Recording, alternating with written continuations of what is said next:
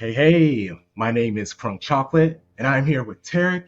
If you're a part of Shady Gang, my voice isn't new. If you're watching on YouTube, a couple of faces aren't new. The same can be said for those who came here for the Shirtless Plantain Show. Just let you guys say hello real quick. Hey, how's it going? Thanks for having us on. Hey guys, how's it going? No, honestly, thanks for having us on because we're gonna release this. But we're Shades of Blue. We are a Manchester City based show in the US in Shirtless Plantain. You know, they're repping Arsenal. We decided to do a Community Shield I preview. don't, I do. And I will say I want to be a bit fairer. It's not solely Arsenal. yes, I know. Unfortunately, I know. I wish it was. I wish it was, but it's not. But it's split between Arsenal and Man United as the affiliations of the hosts. But Oh, it only gets yeah, worse. I know. Unfortunately for you, yeah. Oh, but, it's horrible. yeah. Like we were saying, yeah, we cover everything. We try to cover everything at least. So yeah. Yeah, and that's what I enjoy listening to you guys about because y'all even talk French leagues, German league. Yep. Honestly, y'all will just like touch the Premier League, but you do a good job at talking the other leagues very well. And that's why I enjoy your show, other than obviously, the melanin is popping. I appreciate that. You guys have been doing it for twice as long as we've been doing it. I've been listening to you guys for a long time. Sharpie, who couldn't be here, he listens to you guys all the time. He's a big fan. I know he's upset about being able to miss it. Shout out to Tom Bomb also, who wasn't able to be here. We are just super excited to, in general, just talk football with you guys.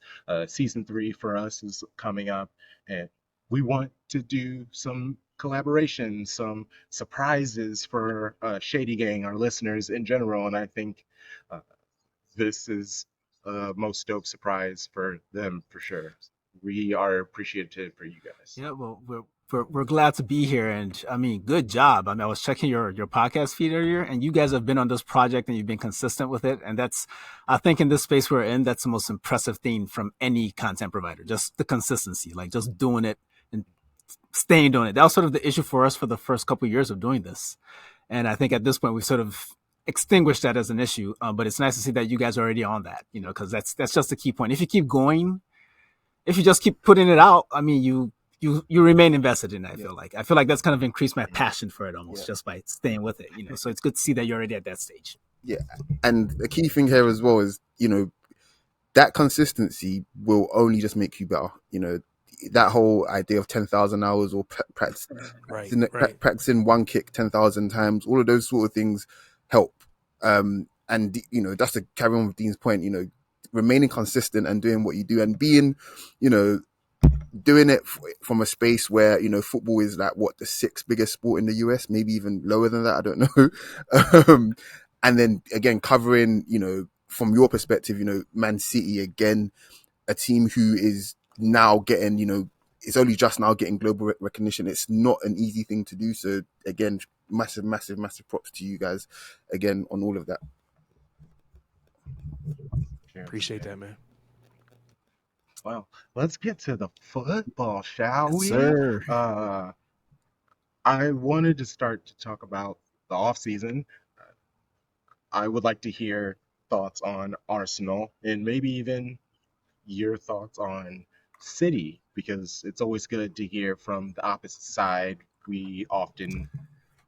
I'm tired of honestly hearing what Man City supporters think about Man City. Right, I'm right. honestly. It gets old pretty quickly. There's no one I hate more than Arsenal fans. That is facts. But yeah, essentially for Arsenal, I would say it's been an exciting and very unique offseason for most Arsenal fans. We're not really used to owners treating us like this. I feel very, very slutty lately. It's been crazy. Like Daddy Cronky just doing all kinds of nonsense. I'm happy as hell. But I think the theme from if you want to say roster or squad standpoint is essentially the introduction of sort of a level of unpredictability to what we do. I think for a while now, those of us that watch the team closely, watch the games every week, rewatch the games, do podcasts, obsess about the team.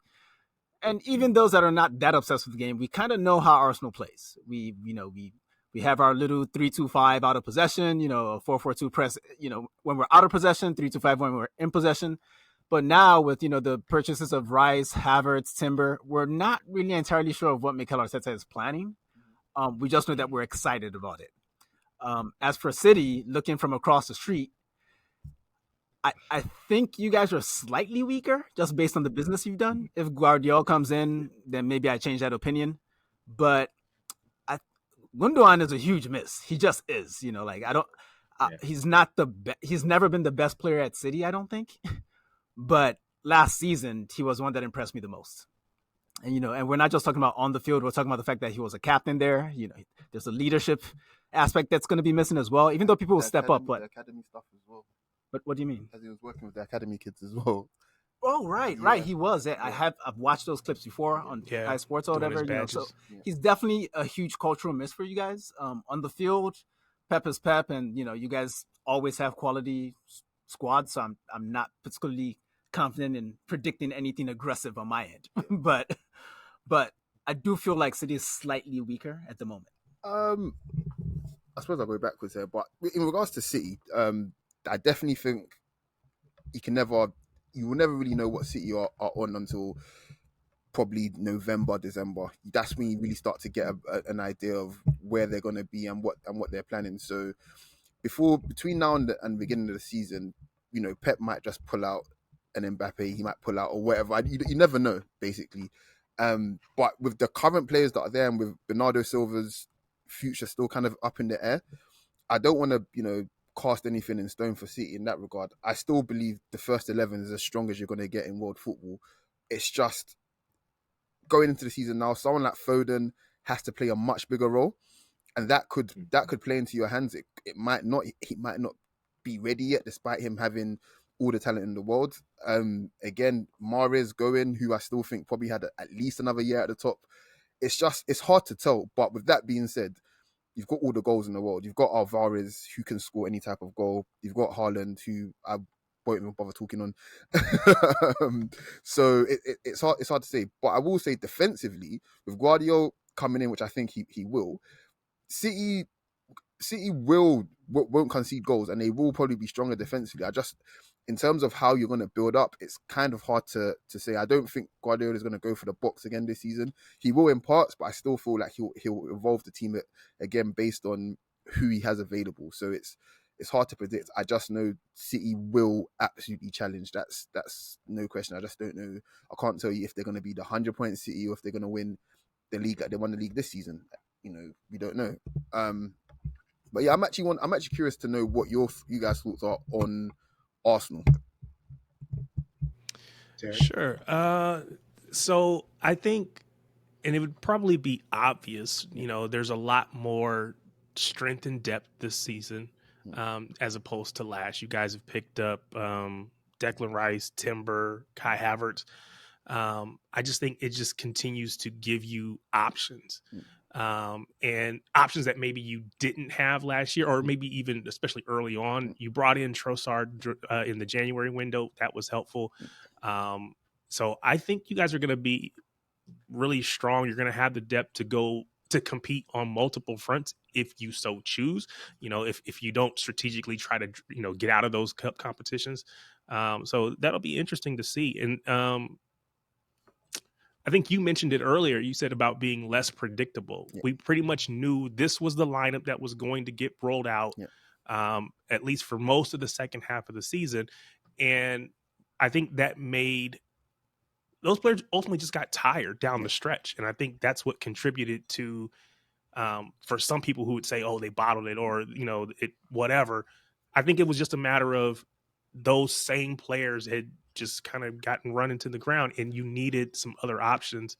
And I think you have it this season. So we'll see what happens. What about you, Crunk? What do you think? All the moves you've made has been very impressive. Timber, I think that's the best move you made because the defense, the injury that you had forced a lot of players Holden to Yeah, get off the bench and like trust him for a lot of serious matches. And he's a great player. It's just the yeah. levels, and Timber will maybe. So I guess what I think you guys will do this season, because I don't want to say the same things he does. Instead of you having to win late, I think you'll be able to get those uh, leads early on, hold them a little tighter. It won't be so much like having to rely on those 6, 7, 8 minutes of extra time in matches. Uh, but what I do want to say is one, these photos of Arteta, I don't know what y'all are doing behind the scenes, but man's looks stressed. He looks like he's aged 5 years. Yeah, I don't know what's going on with him. And what are with these moves, the expectations is the Premier League title, right? Do you are you okay with just that? Do you expect some other titles with it? Because you win the FA Cup not all the time, but you've won it the most, I believe, in English clubs. So is the Premier League just enough? Are you expecting multiple titles? Well, well, Yeah, what are your I thoughts on that? think at this stage of the season, well, before the season starts, I would say based on the Hmm. business we've done, as of today, I would argue that Arsenal should compete in every competition this season. Whether they're going to win any of them is a whole nother topic. I mean, there is a team that just won the treble in the league, so be out to pay attention to them. And Liverpool probably won't be as bad as they were. Chelsea No Europe. can't, yeah, they have no Europe. They can't be worse than they were last season. They were pretty terrible for a top whatever team. United is always perfecting their little formula of allegedly having a transition tradition or whatever the hell Ten Hag keeps talking about. I don't know where he learned that shit, but that nigga be lying. In any event, it's hard not. Arsenal is ahead of schedule. I can admit that. Like we didn't expect this to happen this quickly. We didn't expect the title challenge last season, but we're here now, and we're shopping like we're here now. So I would expect us to compete in every competition we enter. Whether we win them or not is a whole other discussion. You sort of have to look at how you get eliminated from competitions. How far did you go? Did you make to the quarterfinals of the Champions League, the semifinal? So all these things will you tally it up at the end. But I have high expectations. Like we've invested a lot in the team. I would say. I think if you offered me the Premier League today, right now, and that was it, I would break both your arms for it. Probably break my own arms at this point. Like I would absolutely take it. I'm from the school of the league is the true mark of quality. Like I've always believed that, and the Champions League is the biggest, and I want to say maybe the best. I don't know. It's the biggest competition in the world. It's the one with the most interest and prestige.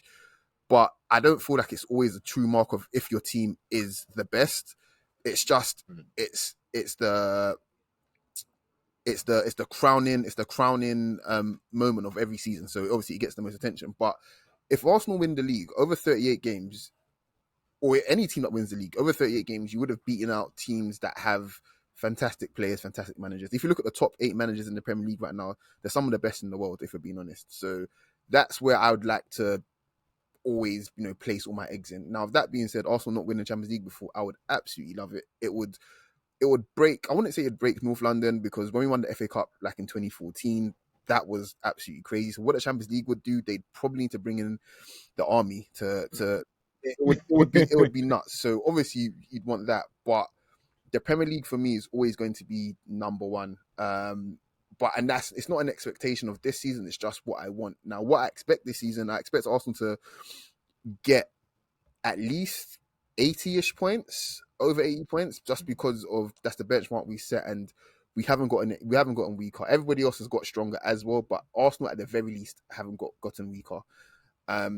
And the players are a year older. These are all young players, but expectations wise, I think Arsenal will crack 80 points again. How far we get into it, I couldn't tell you, but yeah, I'm bored of talking about Arsenal now.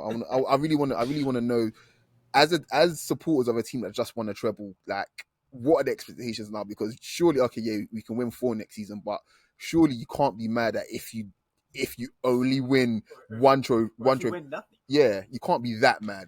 Like how does that? No, I mean, yeah, no. For me, so It was interesting that you said that for you the league is the benchmark. The league is the thing that you really judge your team against. And I think for City fans, we kind of got grief last year and in years past because everyone expected us to say that the Champions League was the most important trophy.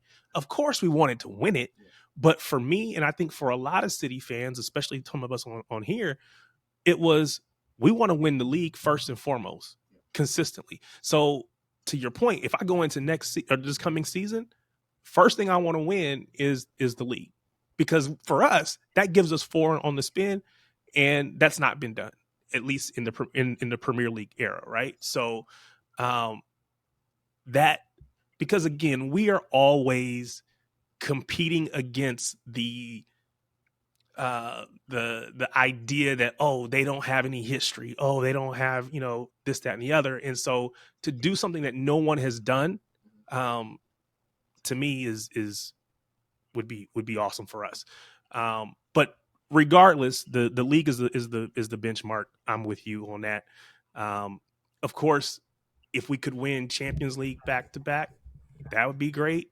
But for us, I think for us, it's every year we go into it, and this is, I think, Pep's thought on it. We go in trying to win every competition that we compete in. We don't take any off. We don't always win them, but we always compete to try to win them.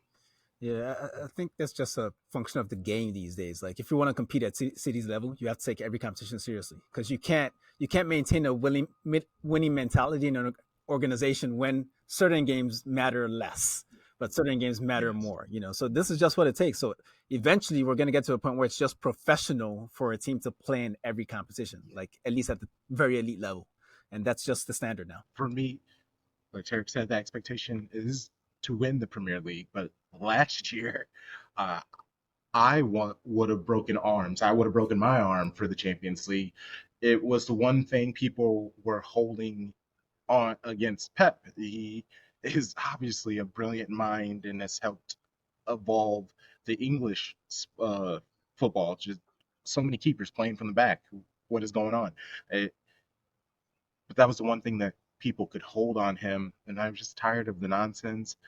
I love, dunking on people, but the nonsense, I'm at this point where I'm trying to be a little more elevated with my thoughts and takes and It's conversations football. with It's never going to people. be that. So don't try. Yes, I said that's why I said try. That's why I said try. His try doesn't last very long. Oh no, I block. Oh yes, no. If you catch me too early before I had enough coffee, I will just run over a person back and forth like 50 times on Twitter. Like, it's bad. It's fun. But but also, if we only win one trophy, whatever that trophy is, it's vibes. This season is 1,000%. It's vibes. Very similar to Luton Town. We're just happy to be there. Why do you keep picking on Luton Town? What have they done to you? Because they're going down, bro. Like let's be real. They're going down. I don't think anybody understands just how much trouble they're in. They play in shops. Yeah. Literally, they have the entrance to their stadium. One of the entrances is a bodega. So there's that. That's problematic. They're not here for long. Yeah.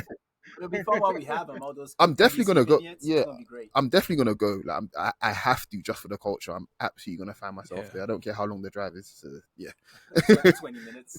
No, I think it's probably about an hour and a bit. I think so. Yeah. So yeah. But yeah. No, I think your point. I think again your point about just being there and just having to be there. I get it from the fans' perspective, but the players as well, finding the motivation.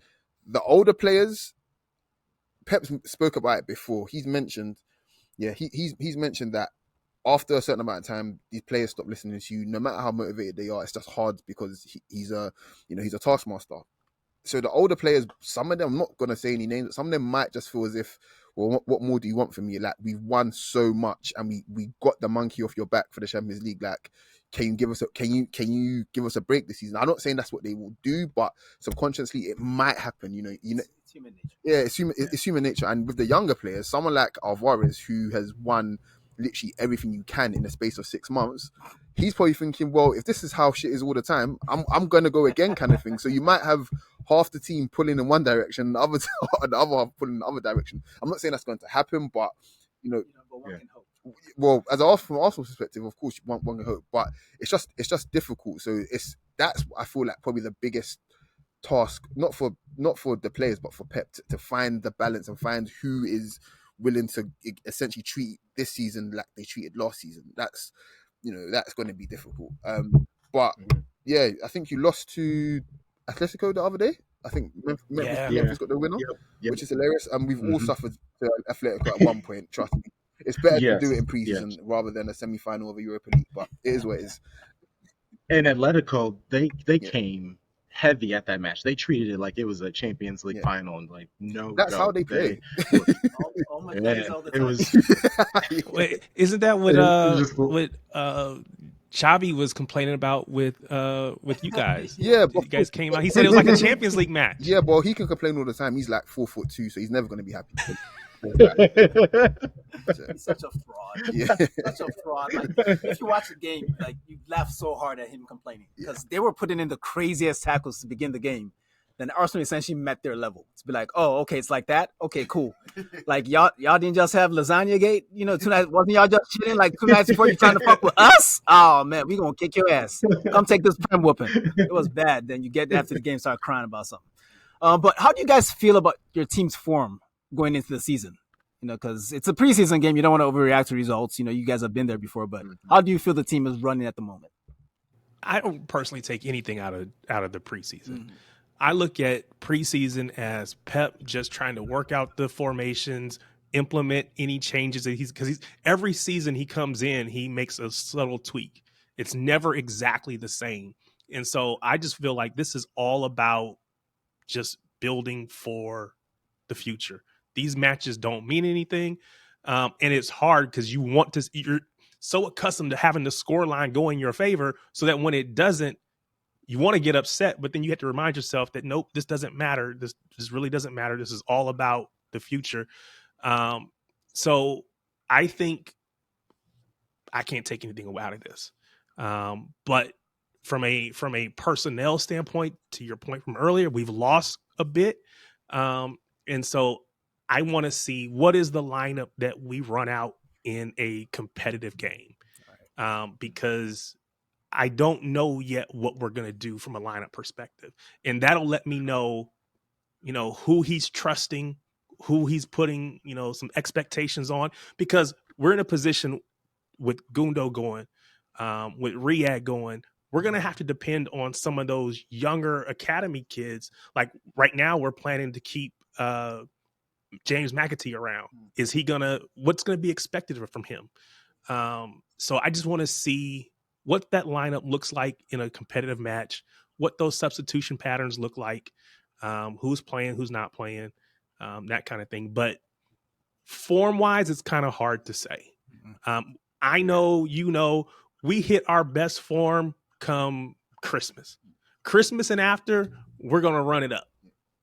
These early matches is all about just getting that early feel and embedding whatever changes Pep is making. So, Crunk, Tariq mentioned that Pep always brings something new. Every offseason, there's something new in the team. Have you guys been able to observe what that might be for this next coming season? formation that he's doing at the end of the season. It was just 3 center backs, and then there was even another center back potentially with Rodri. Now it's 3 center backs, and he's doing like a left back or a right back, and they're moving up and down. Now he has Kovacic. Kovacic and Rodri could be there, and now he has 3 people under Haaland, and that could be Bernardo, Foden, Alvarez. No worries, because I can cut this out. It can be any of these players. I think he's just trying to he loves the 3 at the bottom. I think he absolutely loves that. He loves the comfort.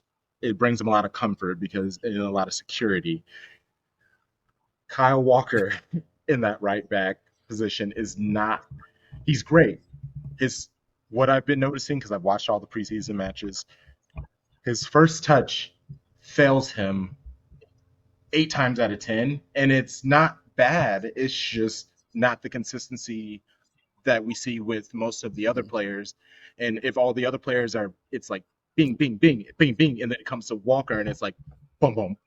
And then that gives a player time to close in and they just like clunks So everything up. with Carl Walker, that's what Pep mentioned last year. He was like, when they asked him, "Well, can he play this role that John Stones was playing?" He's like, he straight up just said, "You know, I'm not going to say what he said verbatim, but from what I took from his way, saying he's Yeah. just not good enough technically." That's what he was saying. Um, He's quick. Mhm. he's quick. He's quick, and you know, when you're playing, when Yeah. you play the type of game City play, having players that can recover is paramount. You need it, but to do what John Stones does, or to do what, you know, some of the other players do from a central position, to be frank, Carl Walker simply just cannot do it. He's never been that type of player. He can play on the outside as good as anybody in the world, but coming in field, Carl Walker he's going to struggle. That's not his jam. Yeah, Yeah, and I, I don't I want to get too hard yeah, on Walker. yeah. Hold on 1 second, because honestly, Gomez and Cancelo, they're each like Cancelo, Gomez, great offensively, horrendous yeah, defensively. Walker, great defensively, awful offensively. I think it depends on the team that we play and how each team can attack us. I think that's when we're going to see the whether it'll be the left back who will be moving up and down the pitch or the right back moving up and down yeah, the pitch. What were you going to say, Tarek? No, I was gonna say kind of similar thing what you just said, that Kyle Walker will play based on who we're playing against, who our yeah, opponent is.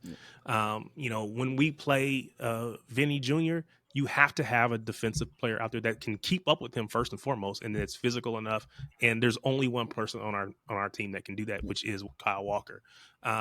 I could see him, being used against you all because of Martinelli. uh, Martinelli on that side, even Trossard, Yeah. not the same, but he's still kind of He, tricky out he there. can pull. But Yes, he's very tricky. definitely Martinelli Yeah, for Yes. sure. yeah, So, yeah, I think he's cooked. but yeah, in other matches where we don't need that, where those wingers maybe aren't as you know that, fear inducing, yeah, then I don't think he'll play. I think we'll release, because Pep is big on this whole control yeah. and just being able to keep possession, whatever. So I don't think we see him every match, but we'll see him in some of those big matches, especially like in Champions League and whatever. So Yeah. Sounds a bit Tomiyasu for us. Yeah, I mean, I think if we're looking on balance of what the options are for City and what the options are for Arsenal, in that area, I think overall City probably have the likes of John Stones and Carl Walker. Like those are the dominant players there. If you're looking profile wise, Arsenal would have Ben White, who's great at right back, but can also be great at centre back. Similar to John Stones, I don't think he's as good overall. But then you also have a more, if you like, traditional right back in in Timber. No, Timber's a centre back, I think actually. But yeah, he's more of a centre back. In Tomiyasu. Tomiyasu's more of a traditional right back, if you like. Um, and he's ambidextrous, but he's not as good going forward. So again, that's where the similarities are. But then we've also added Timber, who is is on the ball. He's as good as he might be as good as Zinchenko. You know, like he's so good technically. Um, but again, I don't feel like City have that option there. But again, it doesn't matter because you've got Diaz, who is Ruben Diaz. You know, so there's there. But I want to ask you guys. People talk about the similarities between City and Arsenal and how, you know, Arteta is, you know, copying Pep's homework and stuff like that. When you watch Arsenal and they're not playing City, do you think, oh wow, this is kind of the stuff that we do, or I need to understand that, because I have my own opinions on it, which you guys have probably heard, but or whoever's listening might have heard about this. But yeah, like it's not. I don't feel like it's definitely set in stone. But I wanna know what you guys think. I honestly, I Mm, hate it because I don't think. Yes, Arteta took the Pep playbook and he made the adjustments. I love the whole you get you get the ball to the mm, wingers when they're mm, like cutting in, so it gives them space to run yeah, into the field. I love that tweak that yeah, Arteta has done. What the whole thing where City has bought the league, we bought in the best players. A lot of the players we brought in at affordable prices, or they weren't the man. They just happened to be very clutch. They have maybe like Pep just knows how to fit people in to make them seem like world mm, beaters. That's why now that Arsenal have spent the money. I want there to kind of be a Mm. separation from, I guess, the Arsenal are doing very much similar to I Man just I'm, City because I you meant guys kind are. of play in terms of play style. Yeah, playing style. Oh, So playing. what I would Playing say, style. what I would say Okay. is that, you know, when you look at the teams, they look similar. Mm. Mm. It's like, you know, a brother and a sister or two brothers, whatever. You're not identical. Yeah. I have twins, and they're not identical Oh, twins. You congratulations. can tell they're sisters. You could tell they're sisters, but I think you look at us, you can see some Yeah. similarities. You can see, Yes. you know, hey, Arteta was on the staff for all those years. He's learned from Pep. I'm sure Pep has learned from him about the league. And so there are some similar principles that you're going to see on Yeah. the pitch, but there are even some subtle tweaks, subtle differences that make Arteta's style just slightly different. But if I, you know, at a high level, yeah, it's similar, but it's not the same. Yeah. Yeah, I do. I I like watching Arsenal play though. You guys kill. Like you guys are Yeah. coming at people, and we're a little more They're possession shell, Yeah, they're and very I like much that. more aggressive in their press, trying to win the Mm-hmm. ball back. Almost Mm-hmm. similar, yeah, almost similar, more like a Liverpool press You know, from you know, a few years back. I almost wonder if the teams aren't even more similar because of the differences in personnel. Yeah. So I feel like if you have Haaland, the way Pep plays now is the way to use Haaland. Yeah. Like you don't try to make him learn other skills. No, just do what he does. Do that a lot. Yes, You right. know, and I kind of feel as if whatever tweaks Pep is going to make this season are basically geared towards doing more of that. Yeah. Like let's keep everything around them secure, then just be super direct between KDB and you know, and it's going to be terrifying. Oh my god. That's the thing that's exciting for me because as great. Why'd you say it like that? That's the thing Well, that, of course, it's exciting You for said you. it was well, no, but you listen, but hold on, because like for all the goals that he scored last year, Yeah. nobody comes into Pep's system and hits the ground like year one and goes off. He's the only one. I really believe that there's better to come from him. Now, again, it's hard to improve on those numbers because they're just so huge, so crazy. But I think he becomes even more integrated into the team, and he plays better for us this season than he did last season because that's just it takes time to adjust to a Pep system. And as great as Holland is, I think it would be hard for me to say that he's the only one that ever came in and just didn't need some additional time. I think year two, he's going. It's hard to say year two he's going to cook because he did last season, but he's about to get off. If we want to go further back, I did a few players I think I've hit the ground running, but there's some caveats there as well for them. But what's kind of terrifying about Haaland is that I could see when he was playing that there's more to. I could see what he can improve and what he's already good at and can get better at. So, for example, he's 1v1 dribbling, especially when he's racing down against the last centre back. He's able to cook the vast majority of centre backs in this league. I've seen it happen. It's just that sometimes he might not finish, so you might not remember it because then it finishing a goal. But it's happened. He's got through defenses on his own, running with the ball, and it's like he hasn't scored those goals yet. Those goals might fly in this season. Now, then we're looking at someone that is like the best goal scorer around, and now could end up just being the arguably the best player around. So that's where he kind of scares me. But just on the personnel side, why they aren't similar kind of thing. I think I want to say Arsenal's history in terms of the way we play and the way we want to play. I think Arteta has been true to that in a sense. I've looked at this Arsenal team and I can compare it to two or three of the past. Some were winning teams, some weren't winning teams. This current iteration of Arsenal, they're not the Invincibles, but in terms of our size, we're a lot bigger than we have been in previous years, and that is similar. I mean, you look at Arsenal's best players in the Invincible side: Pires, Vieira, Henry, Bergkamp, Campbell, Toure. These are all guys that were at minimum 6'1". Edu Kanu, yeah, these are all big guys. And you look at what Arsenal have brought in now and who they already had. I think by the time he fills out, both of them fill out. Both Martinelli and Saka probably will be about 6 foot. Then you have Rice, you have number 5. Both are centre backs. It's Tomiyasu, Ben White. These are big dudes. And I look at City. Pep is known for having these small technical players, and it's great. but then he's come to the league and he's won it a few times with different variations. But now this current iteration, they're all big dudes. They're all Yeah, athletes. we're a big Yeah, squad. yeah, like they're Not numbers wise, but players yeah, of course, are yeah, huge. like they're minimum 6'1", 6'2", and it's that's where I think the league is going, because you go to these away sides, and this is where I feel like some of the differences between us come in. You go to some of these away sides, look at the way Arsenal tackle these teams away from. Look at the way City tackle these teams away from them, and it's like you make do with what you have, and City have Haaland, so that changes the game plan for the other team completely.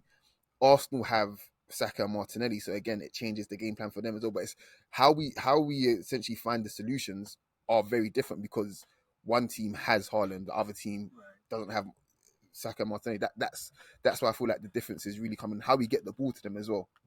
Yeah, I think ultimately Arsenal is just a little more fluid, a little less structured in the other half of the field. Because the only two guys that seem to have freedom at City these days are KDB and Haaland. That's essentially it. Everyone else just kind of holds their position, like keeps the shape of the team. But Arsenal, there's more fluidity because we have Gabi Jesus as our starting nine. We're doing this Havertz experiment that is kind of scary but exciting at the same time. So I think those are the ultimate differences. But at the end of the day, they're both positional play coaches.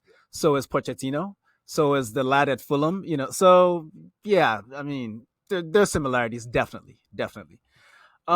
We should probably focus a little bit on the game that's coming up this weekend, the Charity Shield. Is that the next game for each team? No, we got Emirates. No, you have one more Okay. preseason match against Right, Monaco. right. For the Arsene Wenger Invitational, we're gonna launch the statue, which I have thoughts on, but for another day.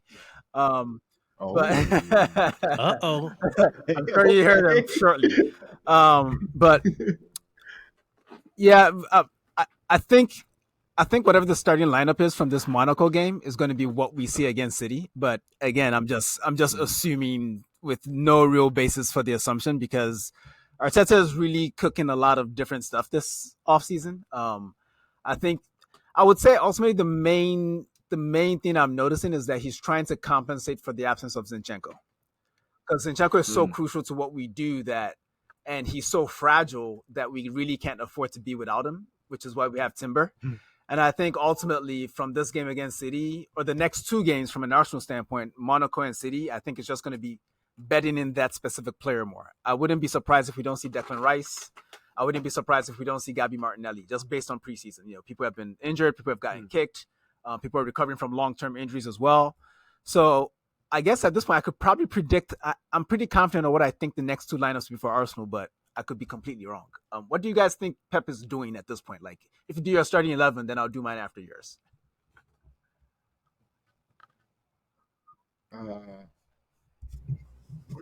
Real quick, because we only did three preseason matches.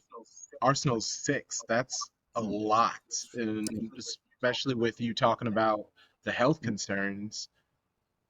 I don't really understand that. Do you think he was expecting to try to get more of the team acclimated? Are you appreciative of all those So matches? I think if you look at the intensity, that's what kind of matters more.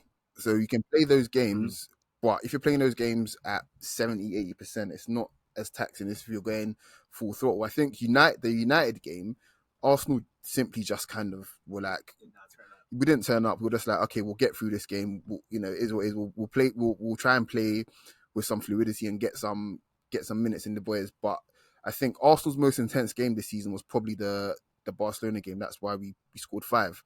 The Monaco game will be at home, so it's not going to be again as taxing on the players. We're not gonna go full throttle against Monaco, I don't think.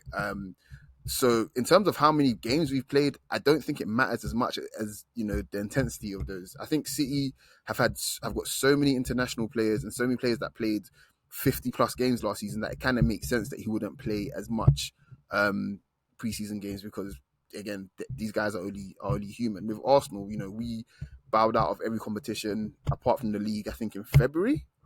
So again, we're playing one game a week from February. So I think the players, apart from Saka and Gabriel, the players are probably just, they're fine with it. I think most seasons, about 5 or 6 preseason games is probably normal, I think, for most teams. So yeah, I think that's where I'm at with it. Okay. Yeah, starting 11, Tarek. So there's a running, not a running joke, but I always said that, it's kind of hard to predict with any real certainty what Pep is going to do because half the time Pep doesn't know what he's going to do. That's facts, though. Um, That's actually facts. but but if you put me on the hook for what I think our lineup will be for the Arsenal match, I would say, of course, Ederson in goal. I think you're going to have a Kanji on the left, depending on if Ake is right or not. Diaz, Stones, center backs, and then Walker out on the right.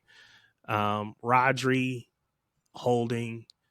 I'm gonna say because this is what I don't know what this midfield is gonna look like when we start the season, but I'm gonna say he's gonna put Foden and Kovacic in there together. Sorry, Bernardo. Well, yeah, Foden and Kovacic because Bernardo's going to be out on the right, Grealish on the left, and Holland through the middle, probably. That's my guess. Now, again, it probably looks nothing like that when it's all said and done, but that's my Do you thought. think Alvarez finds a place in the first 11 this season?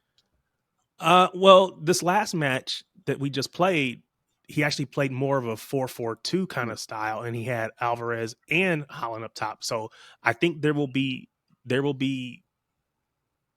He's not gonna. I don't think he's in the starting 11 consistently, but I think there will be plenty of matches, even league matches, not just cup matches, but even league matches where I think he gets some run out from the beginning. Yeah. Yeah, and Pep said that his biggest challenge is getting Halan and Alvarez on the pitch at the same time and being successful. I think it's going to happen, but yeah, it's like Tarek said, I don't think it's going to be too Well, long. because last season when he played more of a number 10 when KDB was out, and so he got him on the pitch that way. So we'll just have to see what, like I said, what is the tweak that Pep's going to make to, because he's an incredible, crazy talent. He's got to be on the pitch, and so it's just a matter of how Pep gets him there because he's too good not to consistently be on the pitch. I have a slightly related follow-up question. Like, where do you think Phil Foden gets most of his minutes this year? Like, inside the field or out on the Center. wing? Yeah, midfield. I think they want to play him through the middle. Yeah. Do you guys think he's ready for that? So he can just do that. Yeah. Oh, I mean, he has this beautiful catch and turn. It's chef's kiss, and you have him in the center of the pitch, catch that ball from Rodri or KDB, turn, then he either can run with the ball or Haaland streaking up the pitch. He has Grealish on his left. He has Bernardo on his right. I think he could do very well there. Yeah. I think he's going to eat in the midfield. I think that's where he's played as an academy player. I think that's probably his best position. But of course, making the transition from academy up to men's football, he had to go out on the wing, a little bit more space, a little bit less physicality. But I think his game is tailor made for that midfield number 10 dual eights that we play. I think that's where he will thrive. I think it's going to take time because, again, he's not consistently played in that position. And if Pep is going to put him there, I think he's going to need the early part of the season to adapt to being in that spot and just kind of getting a feel for, how things are looking there. But I think ultimately that is where I see his career long term is through the middle. Okay. Thanks for that. Which is weird. Hold on. Which is weird because Bernardo could play there too. This is exactly what I want to, and we've been putting Bernardo out on the wing. Ultimately, I think you talked about the fluidity. I think either of them, I think there may be some rotation between the two of them, but I like Bernardo's press. Foden press is pretty decent too, but Bernardo's press defensively is just insane. Yeah. The energy that the guy has. So I think I like him out on the wing a little bit better because he gets forward and starts the defensive responsibilities a little bit quicker. So yeah, that was really just where I wanted to go next because I think Foden's destiny this season is kind of tied to Bernardo's a bit because of how Pep uses both of them or how he doesn't use both of them as well. they're both different players, but they both, I feel like Pep wants to get similar things from them, even though they might go about it a bit differently. Um, it's hard for me to say who's the better dribbler because they're both completely out of this world. But I will say Bernardo's definitely the more intense player out of the two. But I think probably over the course of the season, but even on the pitch, over like longer stretches of the pitch, I think Foden probably has the edge of him over him there, because Foden can probably dribbling and ball carrying is slightly different for me, because I feel like Foden can carry the ball better over longer distances, but in smaller areas, which is crazy to say about Foden as well. Bernardo's better, I think. So it's Pep will try and get similar things out of them, but it's going to be difficult because they both excel in different areas. But again, I think we'll see how it goes. But again, them two playing together, obviously they can, but can they play together? Will Pep play them together at the same time? That's where I'm I'm not too sure, because he might opt for Kovacic, to play in the middle and then start one of Foden or I don't see the point of playing Bernardo. with 4 center backs, 5 sometimes, if you can't get a little spicy up top and play Bernardo and Foden together. Like, why not, man? Like, he's done that a bunch, hasn't he? Yeah, he has, but again, Yeah. it's more about, again, if he's playing those two together, then what does it mean for Haaland? Now, I've said from pretty much, I want to say this time last year, probably, that this City team is geared towards just getting as many goals or chances, should I say, to Haaland. So you have all the providers in the world. If we list them out, it'd probably make me sick.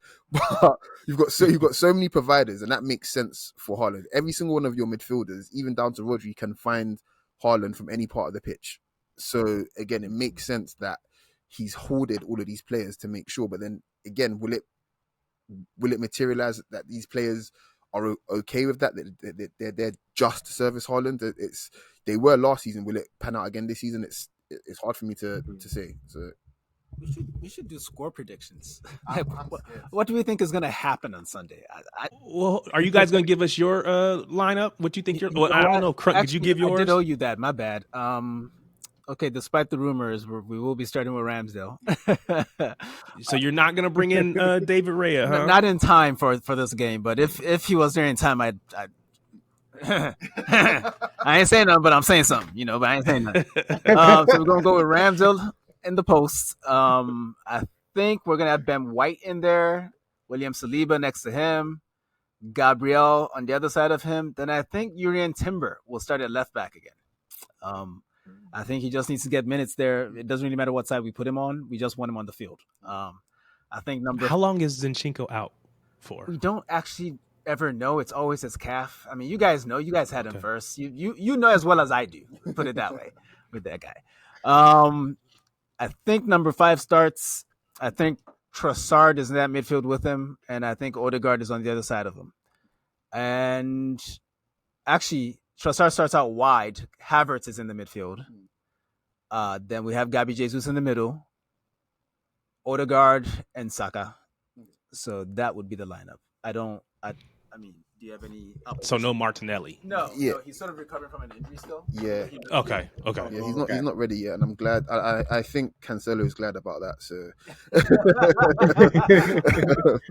yeah, but I want to say I think Trossard definitely starts. Where he starts, he could potentially decide he doesn't want to start Havertz and play him in the same line as Odegaard, and do something a bit different and potentially start Reece Nelson. We don't know, because Reece Nelson's a player that clearly impresses so much in training. That's why he's in a lot of match day squads. That's why we might see a Reece Nelson start randomly, because Arteta, much like a lot of top level coaches, but he plays players on merit. Like, that's what he loves. He likes to play players on merit. So we might have a wild card in there, but the balance of our defense, it's hard to say. I think with signing Timber, it essentially means we're not reliant on Zinchenko inverting. So we could potentially be playing Timber on the right side, whether it's centre back, whether it's right back, and playing our traditional left back in Turney. Because Turney I think he's tried to experiment with him in terms of inverting. He's a very, very agricultural, traditional left back, fantastic going forward with his crossing, but he's also good 1v1. as well. And that could be a difference. That could be a tweak that we made this season where we kind of go back to our roots in that regard with our bombing on fullback on one side and inverting on the other side. It could be the case there. So there's a lot for Arteta to think about, and I think there's a possibility there, especially with Havertz in the team. You know, Turney crossing the ball into someone as with Havertz's aerial presence is another option there. But apart from that, I think the team stays the same for me. But yeah, predictions, guys. I think I'll go first, I suppose. I think Arsenal will give City a much better game than we did at the back end of last season. I'm gonna say Arsenal will win on penalties. I don't think it's too early for us to, because I don't know if you guys are familiar with this, but in terms of Arsenal or any team having to get over these bogey teams that we just cannot beat or whatever, it's never straightforward as, oh, one day we just beat this team. It's always a gradual, we have to kind of get a draw, then, you know, get a lucky 1-0 win. Then it's like, oh, okay, now the curse is broken. Now we feel a bit more confident about going into the game, kind of thing. And it kind of happened with Liverpool this season, where I think the season before last, we got a draw with them. And then the season just went, in the first half, we absolutely smoked them, basically. And then the second half, again, we were just much better than them. I feel like that's where Arsenal are at. But I don't think Arsenal have an expectation of, oh, yeah, we can just beat City. Now we have to respect them as the best team in the world. So I think if we're going to get anything from the game on Sunday, it's probably going to be on penalties. I'm saying 4-1 Arsenal. I don't care about none of this shit, man. Okay. All this pussy ass just up there. Nah, man. You sound like Crunk. Crunk's gonna say 6-1. I'm just gonna tell you now. Crunk's gonna say 6. We coming with 6. Go ahead. It feels like a 2-1. It feels like a 2-1 to me. Like my genuine prediction is 2-1 for Arsenal. I think. Like City just doesn't care about this shit. Like I wrote down 2-2 draw going into penalties where City win on penalties. That's what I said. Okay. And I take all of these, the Carabao Community Shield, very seriously. I want them to take it very seriously, and I think Pep is going to. Last season, he had to just have who he had, and he said that out loud. He was very annoyed about that because of the international competitions. We have a full squad. I think he's going to use it. If there's like a tie, if it's a tie going into the second half, maybe Pep takes the reins off and he makes some interesting subs and he lets some young people play. Would not surprise me if our starting 11 for this is surprisingly strong. It wouldn't be surprising to me at all.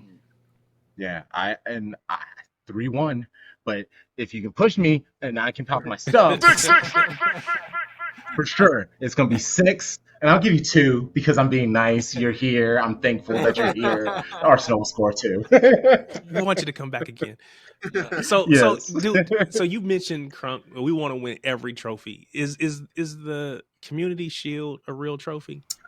Of course it is. I think so.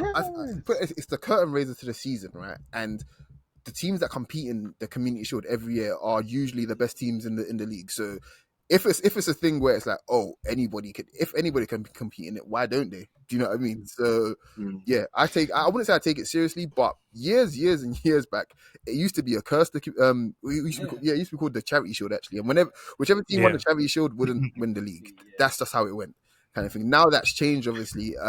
But I'm with it. Like, you know, if we could, and psychologically as well. Like, if Pep wins again, and it's like convincing, then again, the Arsenal players are like, oh shit, what's like, it's happening again, kind of thing. Do you know what I mean? So Arsenal winning is on Sunday probably means more to us than it does to City, but it could be a crucial point in the season already, because psychologically it's like, oh, we can do it. You know, regardless of competition, we actually can do it. So Subscribe. Yeah. That's how it goes. So yeah, I want to win. Do you know what I mean? Like, absolutely, beating good sides is great. Like, it never gets old. It's good, man. Yeah, I just had to ask the question because, you know, we win so many trophies and I hear so many people try to put our trophies down, you know, and that's not no flex. It kind of is, but not really. But, you know, I just want to make sure ahead of time that if we win, I'm not gonna listen in and y'all tell me that that's not a real trophy. Nah, I just want to make sure we got it on the record now. No, it's a real trophy, but we still gonna put the trophies down because y'all won. And that don't change for nothing. Like, okay, fair enough. At least you're honest about I it. could go back to church and it ain't changing. Like, you know, like that layer of hate is gonna stay in the layer cake forever. I respect that. Like, y'all niggas took Nasri from me, man. Not they took my son. They took Samuel Nasri. See, I want us to win because we have all 3 trophies right now. If we win the Shield, then we go, let's say we win the Carabao, we will have all the trophies at the same time. Got to win this one first before we can get to the Carabao. What happened to the Club World Cup? Is that still a thing? Oh, they're going. That is still no, a it's thing. this year. That is still If a we thing. can win it and City can win it this season because they'll be. Yeah, I want to have all the belts, if you will, quote unquote, at the same time. Well, Spence. It also makes for great pictures as well, because I remember going into seasons where Arsenal would take pictures like the whole team photo, and you'd have whatever trophies you won along with the Community Shield, and it always looks, the Community Shield on its own looks kind of crappy, but with other trophies it looks amazing. Yeah, it's like salt. Yeah. It just seasons the Community picture Shield like is an a very ice. nice dinner plate. Yeah, so that's where I'm at with that. But yeah, all ahead to Sunday. I can't, I couldn't give a crap about Wednesday, to be honest. It is. Arsene is going to be at the stadium, so that's a big deal. Pardon me. That was the most disrespectful thing I've ever said in my life. Sorry. So yeah, Arsenal, please win on Wednesday and make sure Sir Arsene gets a good show. Do it for Arsene. The Arsene derby, Monaco versus Arsenal. Yeah. Black versus white, Yeah. Dimitar Berbatov. Fuck. but you know what's crazy? Every time Arsene Wenger has visited the club, I think the first time he visited was this year, like properly since he's left. It's so funny how history now wants to remember him as how he should be, how he should be remembered. And it's like, you guys lost, and I'm not talking about you guys, I'm talking about just the media and, fans in general. Everyone lost their minds, genuinely. And it's like, it was so hard to look at the way people spoke and spoke about him and thought about him, thinking this is a man that was the first foreign manager to essentially change the landscape of the league, and this is how this is how he's gonna go out to you guys. Okay, that's fair enough. He's come back now. Oh, he gets a trophy. Oh, we're singing his name in the stadiums. But I've been in tens of matches where it was the opposite, and it was like things aren't going well, but he's still Arsene Wenger. Like he's a giant. Do you know what I mean? So yeah, the statue is great.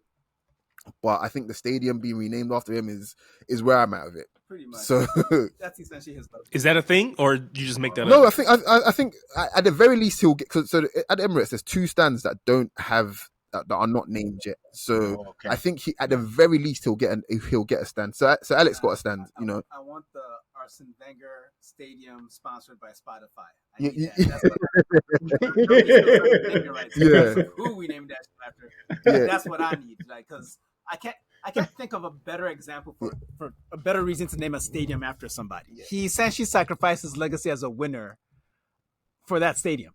Like a statue outside the front is not enough for me, but we're not here for that, are we? Yeah. If I could pick a sponsor, it'd probably be Mattel, and I'd rename it the Arsene Wenger Dipset. No, the Arsene Wenger Mojo Dojo Casa House. For you guys that have watched Harvey already, that's what I'd rename it as, the Arsene Wenger Mojo Dojo Casa House. That's what I'd rename it as, and I think it hits first. It rolls off the tongue. No, I kind of feel like on a podcast. I don't know why. I'm not going to do that. We're being guests or visitors.